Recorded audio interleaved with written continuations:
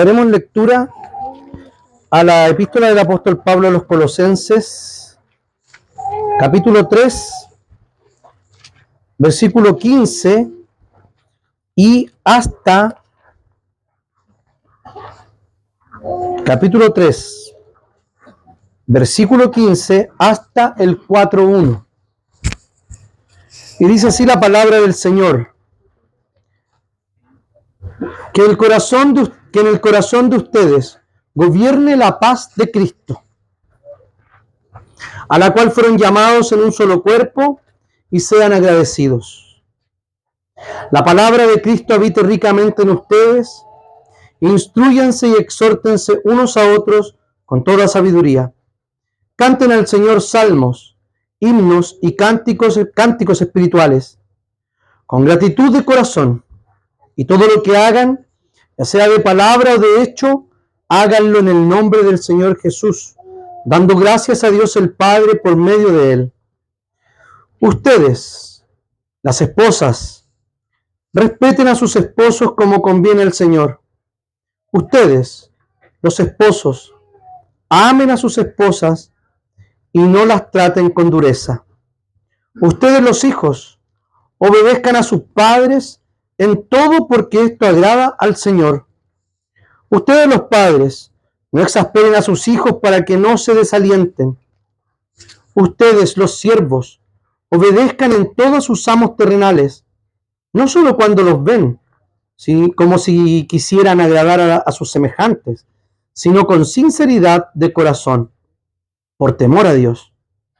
Y todo lo que hagan, háganlo de corazón como para el Señor, y no como para la gente, porque ya saben que el Señor les dará la herencia como recompensa, pues ustedes sirven a Cristo el Señor.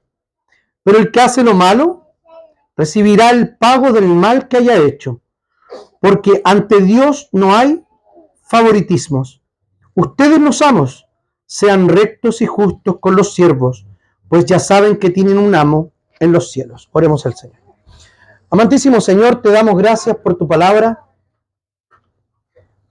Queremos, Señor, y te pedimos que tu Espíritu Santo hable a nuestras vidas, que mis labios, Señor, sean usados para la gloria tuya y la edificación y la alegría de tu pueblo.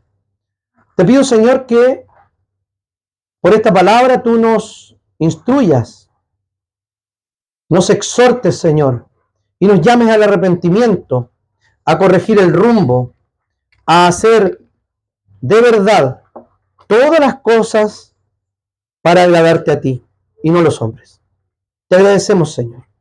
Oramos en el nombre y en los méritos de Jesús. Amén. Hemos hablado 13 semanas hoy día sobre Dios, sexo y familia. La serie está terminando hoy. Ya no tenemos hasta el próximo año, a menos que yo lo requiera necesario, una nueva serie de familia en el mes de mayo del próximo año, como cada año. Esta debe ser la serie número 14 o 15 tal vez, de la que hablamos exactamente de los mismos temas. Le voy a pedir a la negra, ¿está por ahí? ¿Lo habrá hecho? ¿Fernanda? ¿No está la Fernanda? Me falló. Dile que mande lo que le dije.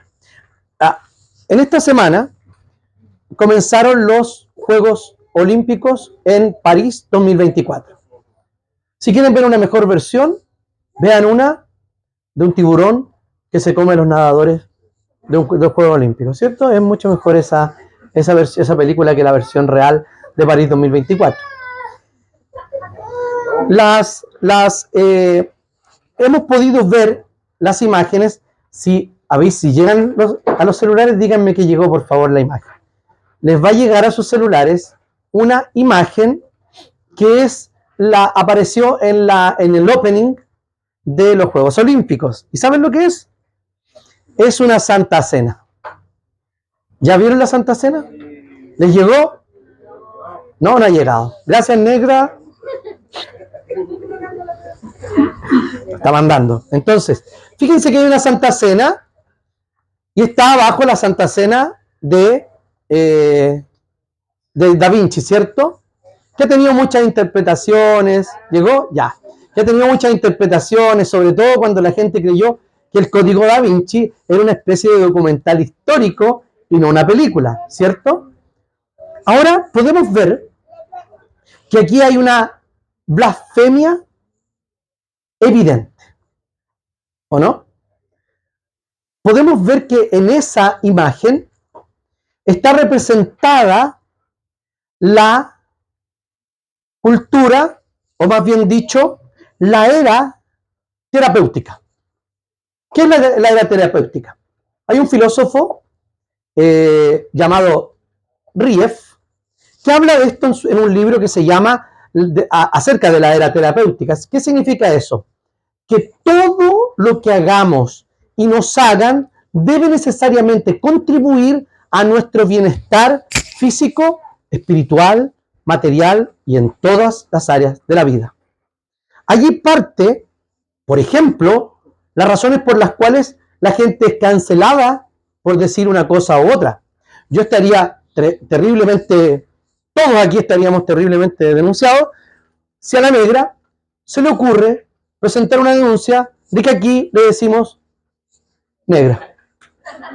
¿O no? Ahora, medios de prueba pondríamos que ella en su Instagram dice negra. Y en otras partes, negra morena. Y así. Pero nosotros no podemos decir cosas ofensivas. De hecho, cuando estamos describiendo una realidad, alguien se puede ofender. No podemos decir absolutamente nada. Todo podría ser eventualmente políticamente incorrecto y susceptible de una demanda, de una querella, etc. Bueno, esta era terapéutica de la que hablo, hoy día no se puede hacer nada, absolutamente nada, que ofenda o que afecte la integridad emocional de las minorías. Solo de las minorías. Porque, por ejemplo, muchos nos sentimos ofendidos por esta performance de poner la Santa Cena en una especie de representación de drag queen, ¿cierto? Una especie de personas diversas, pero dentro de ese universo exclusivo. Estaba leyendo algunos comentarios, por ejemplo, el de mi amigo y pastor Cristóbal Cerón, un pastor de la iglesia anglicana, y él comentaba y decía algo así como, ellos quieren poner allí como esta especie de inclusión y de ser muy subversivos, pero no hay nada de subversión ahí, porque simplemente eso es un discurso políticamente correcto.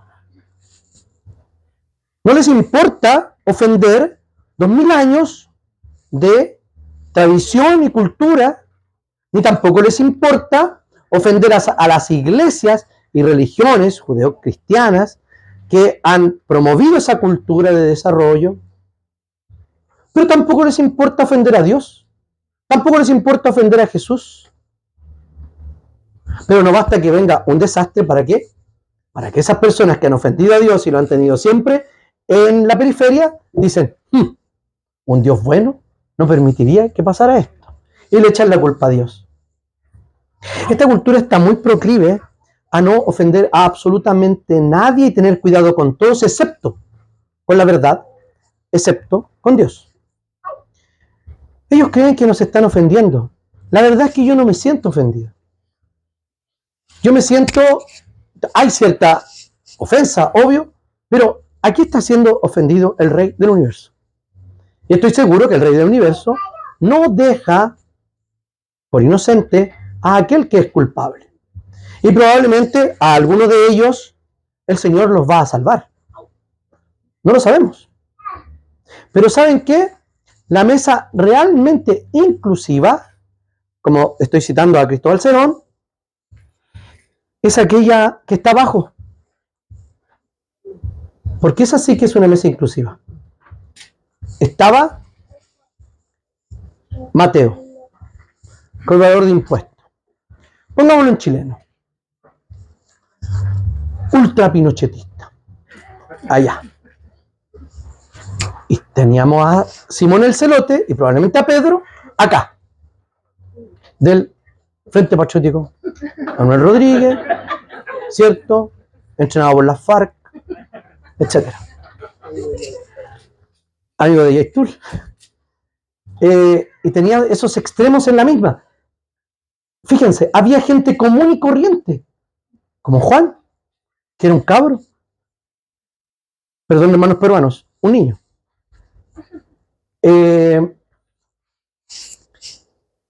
Estaba representado allí todo el mundo, incluso estaba el hijo de perdición, que era Judas. ¿De qué inclusión y de qué subversión estamos hablando? Cuando lo que es realmente subversivo y realmente inclusivo es la fe cristiana. Les digo por qué. Porque aquí tiene parte todo pecador arrepentido. Pero allí no tiene parte aquel que pueda tener una crítica a cualquier tipo de minoría. Y es una religión. Y ahora paso a lo siguiente, para terminar esta introducción. Solo nos da la razón de que el secularismo es realmente una religión.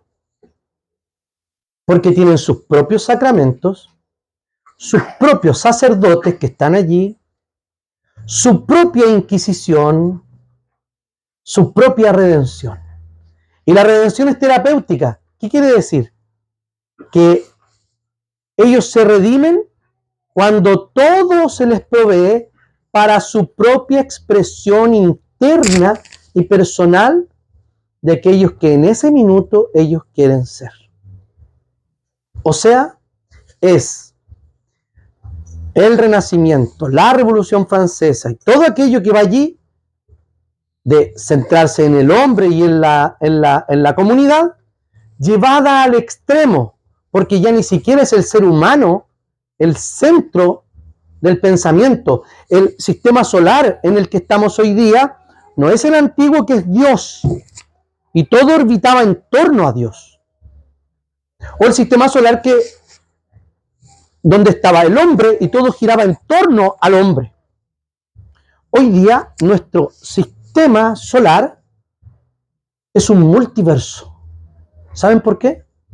Porque cada persona tiene su propio sistema solar donde ella misma, su yo, sus percepciones, sus gustos, sus motivaciones, todo se centra ahí, y esa es la religión de hoy. ¿Y saben lo que es? Eso es una expresión muy antigua. Es una expresión de sumo pecado, porque eso pasó en el Edén, ¿o no? Autonomía. O sea, yo soy ley para mí mismo. Y nadie me dice ni lo que debo sentir, ni lo que debo ver, ni lo que debo opinar, ni nada, si estoy de acuerdo con lo políticamente correcto.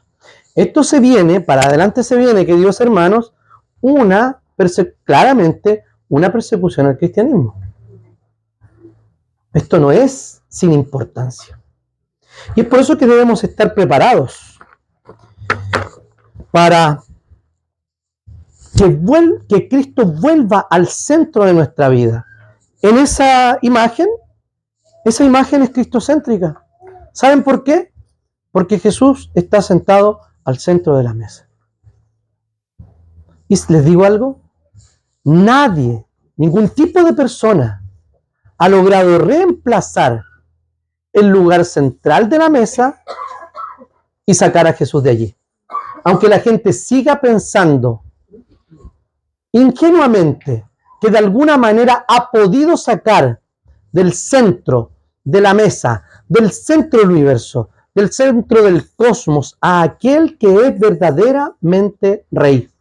Y todo lo que hace Satanás, expresado en esa mesa sacrílega, es solamente porque Dios le está permitiendo llegar hasta donde Dios quiere que llegue. Al Señor jamás en la vida, nunca en la historia, se le ha escapado de las manos el mal. Por eso que en nuestra vida debemos devolver a Cristo el lugar central. Uno critica y es repugnante para nuestra fe esa mesa. Pero ¿saben qué? Simplemente están expresando una religión sin Cristo. Y muchas veces nosotros, que vamos a la iglesia, que somos miembros de la iglesia, que participamos de la Santa Cena, que adoramos al Señor todos los domingos, muchas veces vivimos cenas tan sacrílegas y tan blasfemas como aquello, cuando en el centro de la mesa, en el centro de la vida, hemos quitado a Jesús.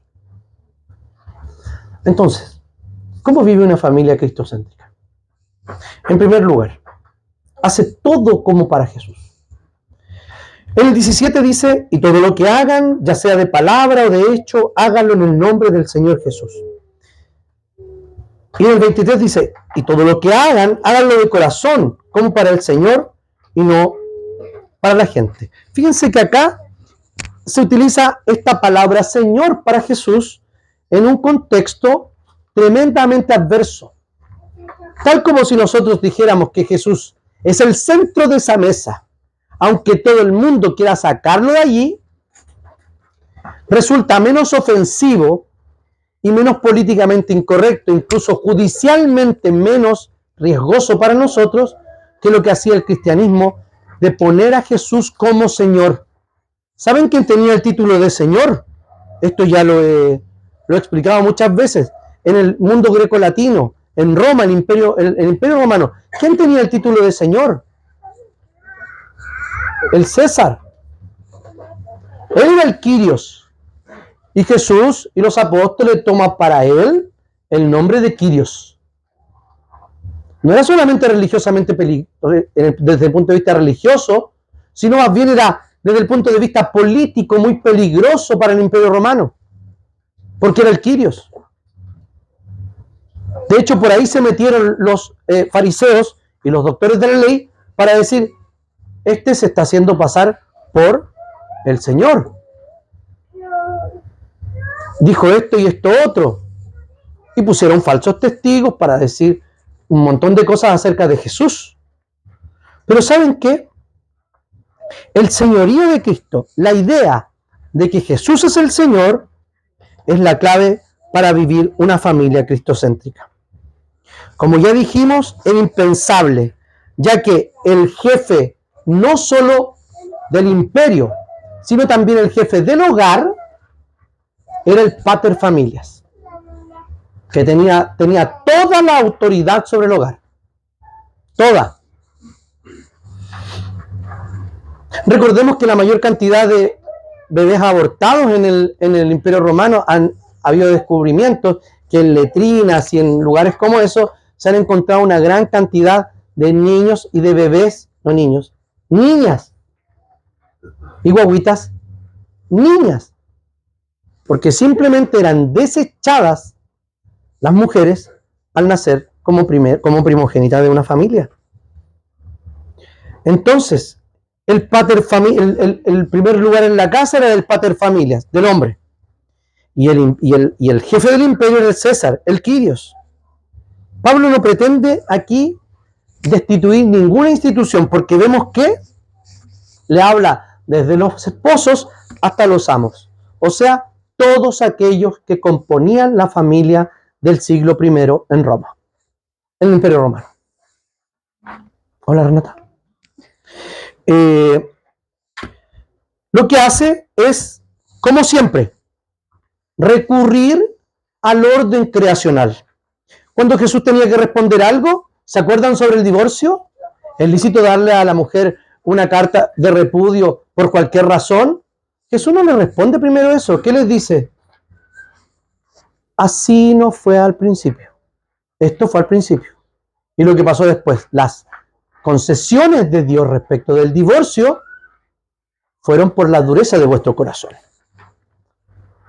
La familia entonces no es una idea humana. La familia es una idea de Dios en la creación, pero el pecado ha desvirtuado, poniendo un poder opresivo y desmedido en esa cultura por el paterfamilias. Porque el paterfamilias a nosotros nos llaman patriarcado. No sé en quién piensa. Porque yo miro a mi hermano y me miro yo y ninguno es patriarca de su casa. Tal vez yo sea el más patriarca de mi casa. Entonces, fíjense que ponen la figura del hombre sobre toda la familia y con poder de vida o muerte.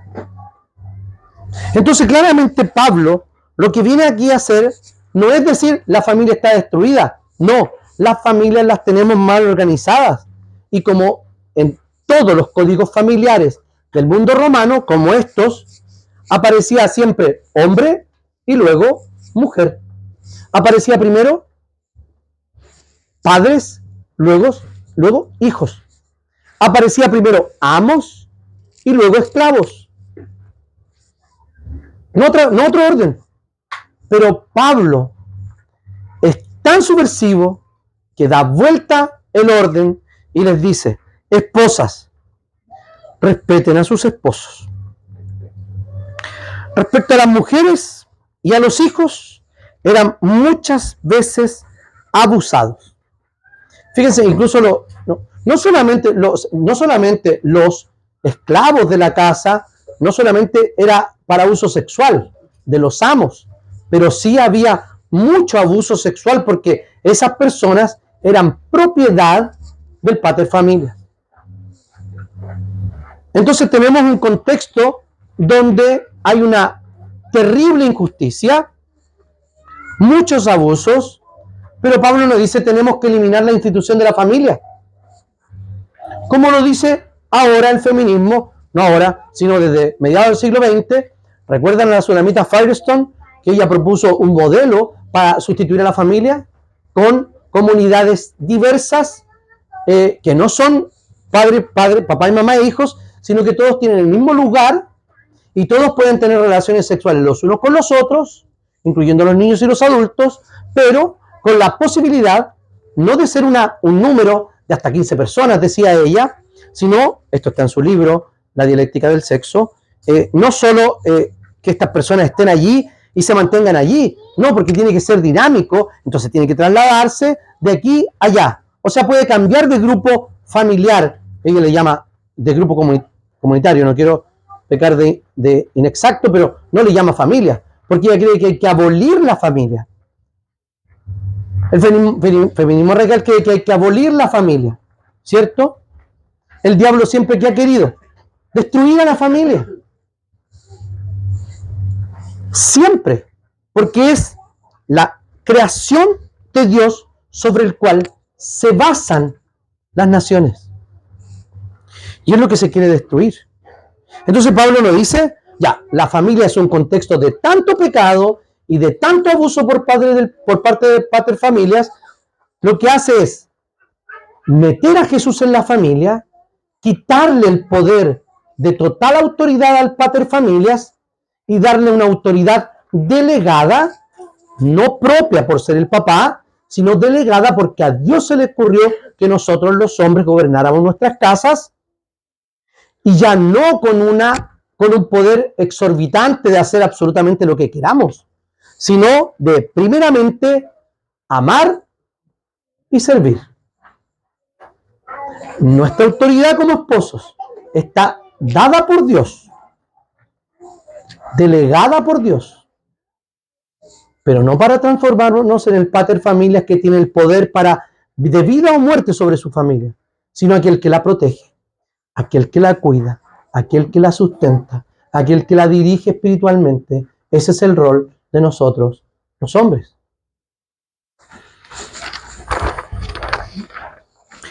Las cosas las debemos hacer como para el Señor. Entonces, cada relación familiar debe hacerse todo como para Jesús. En cuanto a la esclavitud, Pablo ni siquiera dice que dejen de ser esclavos.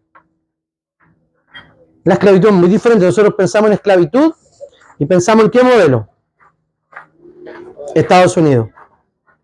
Negros perdón, afrodescendientes, que son, bueno, son cafecitos. ¿Vieron Raíces? Es un libro primero. Y vemos a nuestros, con toda la injusticia que pasó de traficar personas desde África para traerlos como cosas al nuevo continente y aquí ser humillados hasta lo sumo, no es ese tipo de esclavitud. La esclavitud en el mundo greco-latino estaba medianamente reglada. Fíjense por qué les digo esto. Porque a veces el esclavo tenía una posición muy importante en la familia. Incluso el ayos, el pedagogo, a veces era un esclavo que conducía la vida de los hijos y les enseñaba. Les digo esto porque podemos ver que Pablo, cuando está hablando en el capítulo 7 de 1 Corintios, dice que si alguien fue llamado esclavo, no procure liberarse. Y si alguien fue llamado libre, no procure esclavizarse. ¿Por qué dice eso Pablo? Es muy raro. A ver, ¿quién de ustedes quiere ser esclavo? ¿Cuántos somos esclavos de nuestros propios trabajos? Nadie quiere ser esclavo. Pero esta esclavitud, a veces era tomada incluso como una especie de ascenso social. Porque podían ellos llegar a acuerdos con su amo y lograr cierto estatus como esclavo. De hecho, a muchos se les daba la libertad y quedaban viviendo en la casa con otro estatus. Entonces, no todo el mundo antiguo respecto a los esclavos era tan terriblemente malo como lo fue en Norteamérica. ¿Ya? Pablo no viene a decir, quiero a todos los esclavos libres. No, no se podía. Pero hoy día, claramente, ¿qué pasa? Está la esclavitud erradicada. ¿Está erradicada? No. Todavía hay esclavitud de tomo y lomo en algunas partes del mundo. Pero también hay muchas esclavitudes cuando nosotros creemos que otra cosa, otra persona, otra circunstancia es nuestro Señor. Porque hacemos las cosas como si fuera para la gente y no para el Señor. Dice que debemos hacer todo en el nombre de Jesús. ¿Qué es eso, hacer todo en el nombre de Jesús? ¿Qué es el nombre? El nombre representa la esencia misma de la persona. De hecho, uno dice, ¿quién eres tú? Nadie dice, soy médico. No. Eso viene después de la conversación. Cuando dice, ¿quién eres tú? ¿Quién eres tú? Sofía. ¿Y qué eres? ¿Y cuál es la pregunta típica de la gente? ¿Qué eres? ¿Un ser humano? ¿Cómo me veo? Aunque no parezca. Si tuviéramos que preguntar, si tuviéramos que decir qué eres, no necesitamos una profesión para tener una identidad. Si la gente nos preguntara, ¿quién es usted? Yo soy un pecador redimido por Jesucristo. Y allí encuentro mi identidad. Si yo soy un pecador amado y redimido por Jesús, ¿qué podría pasarme después de eso? Absolutamente nada. Me pasa así, pero nada, dice la palabra de Dios, nos va a conmover. La Escritura dice que cuando nosotros, Pablo está hablando en el capítulo 8 de Romanos, y dice que nada nos podrá separar del amor de Cristo. ¿Qué dice? Ni lo alto, ni lo profundo, No, ahí me partí del penúltimo.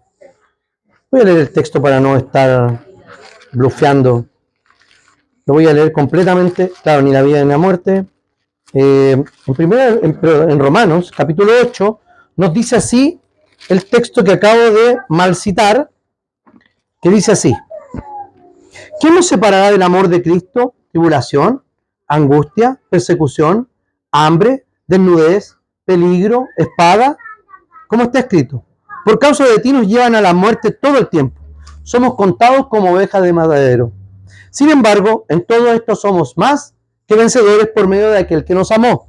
Porque Estoy seguro de que ni la muerte ni la vida, ni ángeles, ni principados, ni potestades, ni lo presente ni lo porvenir, ni lo alto ni lo profundo, ni ninguna otra cosa creada podrá separarnos del amor de Dios que es en Cristo Jesús, Señor nuestro. Si nosotros hacemos todo como para Jesús y tenemos nuestra identidad en Él, en todo esto somos más que vencedores por medio de aquel que nos amó. ¿Cuántos han pasado dificultades, pérdidas, angustias? Quiero que eche un poquitito más atrás. Antes de haber vivido eso, estoy seguro que ustedes habrían dicho, si me pasa esto, yo me muero. Si me pasa esto, no lo voy a poder superar. Si pasa esto, yo no voy a poder resistirlo. Ahora quiero que mire hacia atrás de las cosas malas que le han pasado, derechamente malas, que también vienen de Dios. ¿Lo pudo pasar? ¿Era tan terrible como lo imaginó? ¿Saben por qué? No por alguna capacidad que tengamos como seres humanos, sino porque el Señor hace nuevas todas las cosas. Hay dolores que son terribles, que si uno se los imagina, cree que no los va a poder soportar. Pero ¿saben lo que pasa? Que somos más que vencedores por medio de aquel que nos amó, y ese es Jesús. En segundo lugar, somos siervos de Jesús, porque ya saben que el Señor les dará herencia como recompensa, pues ustedes sirven a Cristo. Como decía anteriormente, Pablo hace que el foco cambie al señorío de Cristo en la familia, ya no sobre el paterfamilias, sino, y como lo era en todo el imperio el emperador, sino que, y como ahora, lo es Satanás, aunque tenga otros nombres. Porque aquí hay solo dos caminos. Ojo. Dice así. Vamos a entrar a la tierra prometida, dice Josué. Y ustedes van a elegir si van a adorar a aquellos dioses de allá de Ur de los Caldeos, al otro lado del Éufrates, o van a adorar a los dioses que adoraban allí en Egipto, porque los judíos fueron idólatras en Egipto. Por eso que les está escribiendo todo el Pentateuco, los 5 primeros libros, y que la próxima semana empezamos Levítico, o a aquellos que van a encontrar aquí adentro, van entrando a Canaán. Era un supermercado de dioses. Hagan lo que quieran, pero deben tomar una decisión. Los ponen en el mismo grupo, o a esos, o a esos, o a esos. Pero yo y mi casa serviremos a Jehová. ¿Y qué es eso de yo y mi casa serviremos a Jehová? Suena súper lindo. Y está bonito para ponerlo en la casa. En esta casa, yo y mi casa serviremos al Señor. Pero ¿qué significa eso? Significa que ya no hay nadie más que mande. Nadie más que reciba honor. Nadie más. Ni siquiera el príncipe de este siglo. Validando las injusticias en el mundo. Sino que nuestra propia casa debe ser gobernada por Cristo Jesús. Somos siervos del Señor. Y si somos siervos del Señor, entonces somos siervos los unos de los otros, dentro de la casa. Aunque hay claramente roles, ¿cierto? La esposa, ¿qué tiene que hacer? Respetar. Punto. Voy a poner aquí el peor mal de ustedes, mujeres, es exponer a sus esposos en público. Faltar el respeto en público. Esconde el papelito. Y lo expone. ¿Qué estoy hablando? No, es que yo... Arde la ira del Señor en mí. Y me muero de pena por ese pobre hombre. Pero son muy acostumbradas a eso. Y nosotros, los varones, fíjense que lo que nos dice, no las traten con dureza. Amen a sus esposas. Muchas veces yo, sin quererlo, claramente, y es verdad, sin quererlo, bueno, a veces con quererlo, pero la mayoría de veces sin quererlo, soy muy áspero con la Ani. La Ani es ella, la que está ahí, mi primera esposa.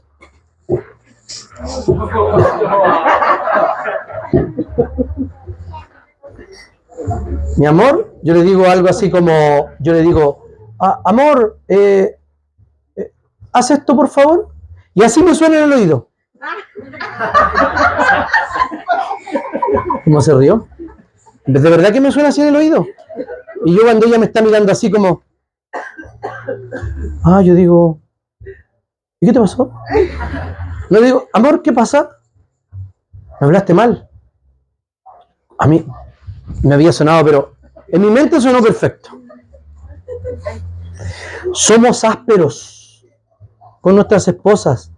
No las tratamos como, dice Pedro, como a vaso más frágil. Y esto no es micromachismo ni nada de las cosas que a ustedes le enseñan en el mundo y en las universidades paganas a las que vamos a estudiar, ¿cierto? Que son todas. No es micromachismo, es que ustedes son más frágiles y a nosotros nos manda a ser más dóciles con ustedes. Y en eso pecamos permanentemente. O sea, no amamos convenientemente a nuestras esposas y en ocasiones, solo en ocasiones, respetamos a nuestro esposo. Y aquí hay una clave que digo habitualmente. ¿Cómo corre mi responsabilidad ahí como esposo o esposa? Usted, esposa, hágase más amable. No les voy a decir brujas como les he dicho otras veces, pero no brujeen. Lo dije. Y a los esposos, no sean peleles, gañanes. Perdón, no seamos peleles ni gañanes, sin respeto, duros, sino que seamos dóciles. La masculinidad también incluye esa docilidad con nuestra esposa. Entonces, es muy interesante que cuando habla del Señor, habla de la recompensa. O sea, el vivir una vida centrada en Cristo Jesús trae recompensas, y una recompensa que es aquí en la tierra, pero también una recompensa en el futuro. ¿Por qué? Porque ustedes dicen sirven, en el 24 al final, pues ustedes sirven a Cristo Jesús. A los hijos, ¿qué les dice? No les dice, ¿saben qué? El pater familias ya dejó de ser el pater familias y ahora es Jesús. Ustedes solo obedezcanle a Jesús. ¿Qué dice? Ustedes, hijos, obedezcan a sus padres. ¿Y saben por qué razón? Porque esto agrada al Señor. Los que están más lejos, hijos, ¿me están escuchando? Porque esto agrada al Señor. No hay ninguna otra razón. Los niños hoy día piden muchas explicaciones de por qué tienen que obedecer. La razón principal es que con esa obediencia agradan a Dios, al Dios que esta familia adora, al Dios que sustenta nuestra vida y quien es el centro de nuestro hogar, que es el Señor Jesucristo. Hágale caso a los papás. Y los padres dicen que no exasperen a los hijos para no desanimarlos. Aquí es mucho más amplio de lo que dice Pablo en Efesios. Voy a explicar lo que dice así, aquí. Los malos tratos, las humillaciones, una disciplina mal aplicada, etcétera, también daña a nuestros hijos. ¿Qué está diciendo? Todos somos siervos de Jesús. Entonces, debemos servir al otro como si a Jesús estuviéramos hablando. Si esto estuviera siempre en nuestra mente y en nuestro corazón, ¿qué pasaría en nuestras familias? Al final, no es esta cultura, porque aquí también había una cultura imperante. No son las malas influencias. ¿Saben lo que es? Es que simplemente no hemos puesto a Jesús en el lugar que corresponde y no nos hemos puesto nosotros en el lugar que nos corresponde, que es lugar de siervo. Entonces, ¿de qué manera uno ejerce la autoridad como padre en la casa? guiando a la familia. Ese hombre se transforma en un hombre más respetable, que cuesta menos. Está mal dicho. El trabajo de respetar es menos arduo para una mujer cuando es un hombre respetable. Y el trabajo de amar de nosotros los hombres es mucho menos arduo cuando nuestras esposas se transforman en mujeres amables. Somos siervos los unos de los otros en nuestra casa. Es muy interesante que aquí hable de recompensa. ¿Sabe por qué? Porque todos en la casa del pater familias esperaban algo de él. Pablo dice que quiten la mirada del jefe de ese lugar, que él no va a solucionar sus problemas, ni en él están puestas sus esperanzas, sino que solo en Cristo Jesús, en el verdadero Señor. Y no esperemos herencias terrenales, sino que la herencia verdadera es la que vamos a tener en el Señor. Como dice Asaf al final del Salmo 72, dice: si a ti te tengo, Señor, en los cielos, ya nada más quiero en la tierra. ¿Y eso significa despreciar el mundo creado? No. Significa que cuando el Señor está en el lugar que corresponde, todo el mundo creado, todos los deleites de la vida, todas las cosas lindas que nos da el Señor y también las cosas malas, toman el verdadero lugar que deben tener. Primero debe estar puesto Jesús en el centro y luego todo se ordena en la vida. Está diciendo acá Pablo que todas las relaciones de esta casa están gobernadas por Jesús. Desaparece de la escena cualquier autoridad que pretenda tenerla ontológicamente. ¿Qué significa esto? El onto es del ser. O sea, yo por el hecho de ser hombre y de ser el pater familias, tengo la autoridad aquí. El único que tiene la autoridad por ser algo es el Señor Jesucristo, que hoy día, después de morir, el Señor lo elevó al cielo y está sentado a la diestra de Dios Padre gobernando. Solo Jesús tiene autoridad en sí. Todas las otras autoridades, políticas, eclesiásticas, en el hogar, todas son autoridades delegadas, no por el hecho de lo que son. Porque si fuera por el hecho de lo que son, díganme, ¿qué autoridad respetaríamos nosotros hoy día? Prácticamente ninguna. Y en el gobierno pasado y en el de 1810, ninguna. Esas autoridades son delegadas. Entonces, es que mi papá, no, me cuesta mucho respetarlo porque es muy gritón.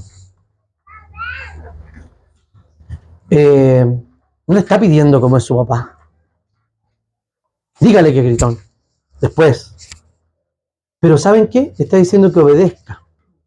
Que ese papá gritón le está diciendo que trate a sus hijos como si estuviera tratando a Jesús. Entonces, toda autoridad es delegada, es derivada. El Señor Jesús es el único líder del hogar y que gobierna como rey. De esa única manera, nosotros vamos a ver que somos sirvientes de Jesús y por lo tanto sirvientes de nuestra familia. En buen chileno, si fuéramos obedientes a la palabra del Señor, ¿otro gallo nos cantaría? Claro que sí. Entonces, aquí Pablo pone a Jesús o lo constituye como el centro del hogar. Déjeme darle un comentario sobre la espiritualidad del hogar. El versículo 16 dice: la palabra de Cristo habite ricamente en ustedes, instrúyanse, exhórtense unos a otros con sabiduría, canten al Señor salmos, himnos y cánticos espirituales con gratitud en el corazón. Acá podemos ver que todo se trata de Jesús, que es la palabra encarnada habitando ricamente en nuestros corazones. Las consecuencias de ello nos va a llevar a que nos exhortemos unos a otros con sabiduría, siempre alabando al Señor, sabiendo que siempre Jesús está en medio nuestro. Lo que le llama en la filosofía reformada el coram Deo, cara a cara con Dios todos los días. Nunca estamos delante de otro rostro que no sea el rostro de Dios. Todos los días de la vida. O sea, cuando pecamos, estamos cara a cara con Dios. Cuando desobedecemos, estamos cara a cara con Dios. Cuando somos injustos, estamos cara a cara con Dios. Cuando somos malagradecidos y no nos contentamos, estamos cara a cara con Dios. Imagínense que el Señor se cansara. Si estamos todo el rato cara a cara, haciendo cosas que van en contra de la ley de Dios. Pero ¿qué pasa? Jesús ya vino a pagar por nuestros pecados. Y esos pecados han sido perdonados. Esos pecados han sido lavados. Ningún pecado es tan terrible ni tan sucio que la sangre de Jesucristo no pueda lavar. Y lo reconoce como el principio. En tercer lugar, Jesús es el principio de todo. Aquí nos preguntamos, ¿de dónde Jesús saca su autoridad? ¿Con qué derecho Pablo pone a Jesús en el centro de esta casa, de esta familia romana? Entonces, respondamos. Pablo ya nos dijo la respuesta en el capítulo 1. Dice lo siguiente, el capítulo 1, versículo 15 en adelante, dice así. Colosenses también. Él es la imagen del Dios invisible, el primogénito de toda la creación. El primogénito en cuanto no que es el primero nacido, sino en cuanto a los beneficios y bendiciones que tiene el primogénito en las culturas antiguas. En él fue creado todo lo que hay en los cielos y en la tierra, todo lo visible y lo visible y lo invisible, tronos, poderes, principados, autoridades. Todo fue creado por medio de él y para él. Él existía antes de todas las cosas y por él se mantiene todo en orden. Dice que en él la creación es un todo coherente. Le da sentido. Él es la cabeza del cuerpo. Está diciendo lo siguiente, que Jesús, el primogénito de la creación, es porque merece todo extra de lo que cualquier otro hijo merece. Él es el primero en todo. En segundo lugar, dice que existía antes de todas las cosas y por eso mantiene todo el orden. Esto quiere decir que Jesús es anterior a todo y al ser anterior a todo puede sustentar el universo. Si Jesucristo fuera creado, no podría sustentar todo. ¿En qué sentido?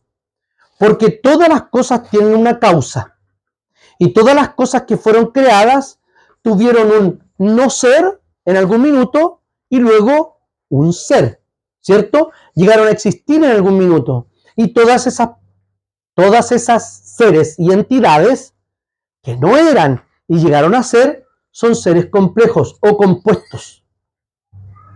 Sin embargo, Dios es uno y por eso el Señor no puede tener principio ni sombra de variación en él. O sea, el único que podía creer es un ser increado. El único que podía crear, aquel que era creador por toda la eternidad, aquel que podía crear el tiempo y el espacio, solo puede ser alguien superior que esté por sobre o por fuera del tiempo y del espacio. O sea, ¿qué quiere decir esto? Jesús fue la palabra creadora. Hágase la luz. ¿Y qué pasó? La luz se hizo. El principio de la creación. ¿Quién es? Jesús. El modelo, en ese sentido. El arquitecto. El que le da sentido a todo y sustenta todo. Entonces, las relaciones, lo que está diciendo Pablo es que Jesús es anterior a todos y solo en él hay un universo todo coherente, incluyendo las relaciones intrafamiliares. O sea, nuestra insignificante historia como familia está igualmente sustentada como la ley de la gravedad, como todas las constantes en el universo, está de igual manera sustentada por Cristo Jesús. Pero las constantes universales funcionan. y no son porfiadas, pero nosotros sí somos desobedientes.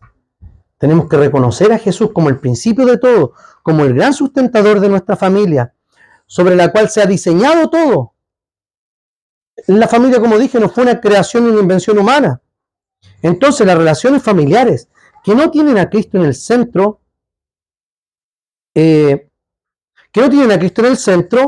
lo único que pueden hacer es orbitar alrededor de cualquier otra cosa. Y cada uno va a orbitar alrededor de cualquier otra cosa. ¿Sobre qué estamos orbitando en las familias? Los más jóvenes están orbitando en torno a sus estudios. Y ahí se les va la vida.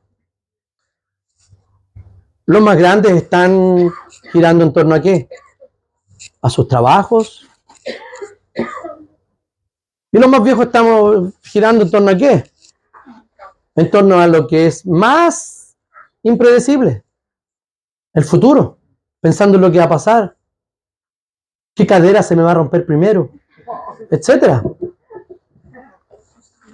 Entonces, si no giramos en torno a Cristo Jesús, vamos a girar en torno a cualquier cosa.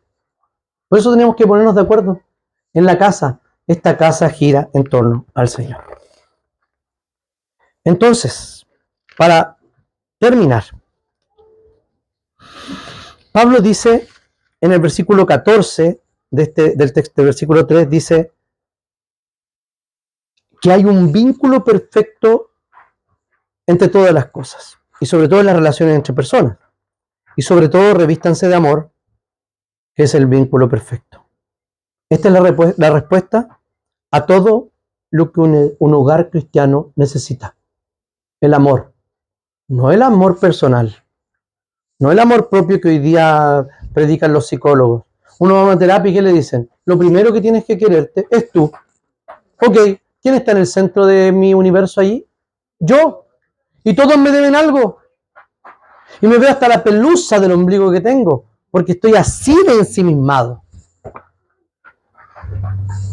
Sin embargo, aquí no estamos en el centro nosotros, ni nuestras emociones, ni nuestros deseos, ni lo que nos creemos, o lo que deseamos, como hablábamos hace algún tiempo, sino que en el centro está Cristo Jesús.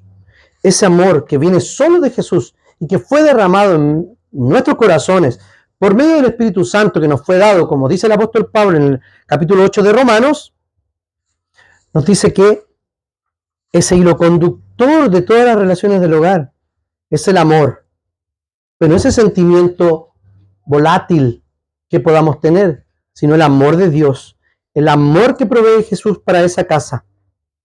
También como dice el versículo 15 de ese mismo capítulo, dice, la paz de Cristo gobernará en vuestros corazones.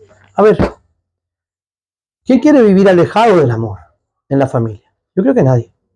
¿Quién quiere que esté ausente la paz de su hogar? Nadie. Eso no lo va a lograr usted trabajando en técnicas de amor, ni trabajando en técnicas de paz. Lo único que tenemos que hacer es devolver a Jesús el lugar que siempre ha tenido y que siempre en nuestras vidas debió tener, que es absolutamente el centro de la vida de la iglesia, de nuestra vida personal, de nuestra vida familiar. De esa única forma, el universo va a estar ordenado. Oremos al Señor.